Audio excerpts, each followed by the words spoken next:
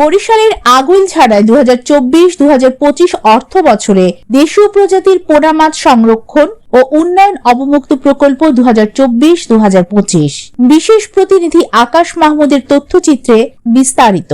বরিশালের আগুইলছড়ায় 2024-2025 অর্থ বছরে মাছ ও শামুক সংরক্ষণ প্রকল্পের আওতায় দেশীয় প্রজাতির পোনা মাছ অবমুক্তকরণ ও আগুইলছড়া উপজেলার বাকাল ইউনিয়নে দেশীয় প্রজাতির মাছ এবং শামুক সংরক্ষণ ও উন্নয়ন প্রকল্প প্রথম সংশোধিত এর আওতায় আগুইলছড়া উপজেলার নির্বাচিত জলাশয়ে 38 কেজি পাবদা, 38 কেজি গুলশা, 38 কেজি ট্যাংরা, 38 কেজি শিং মাছের পোনা মোট 152 কেজি অবমুক্ত করা হয়েছে।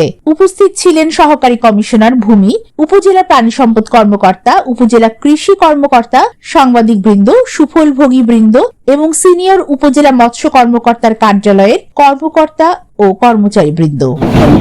উন্নয়ন প্রকল্পের আওতায় আজকে আমাদের আগুইলছড়া উপজেলায় দেশীয় প্রজাতির পাবদা, গুলশা, শিং এবং ট্যাংরা মাছের মোট 38 করে মোট 152 মাছের পোনা অবমুক্ত করা হয়েছে। আমরা আশা করতেছি এতে আমাদের আগুইলছড়া উপজেলায় দেশীয় প্রজাতির মাছের উৎপাদন বৃদ্ধি পাবে।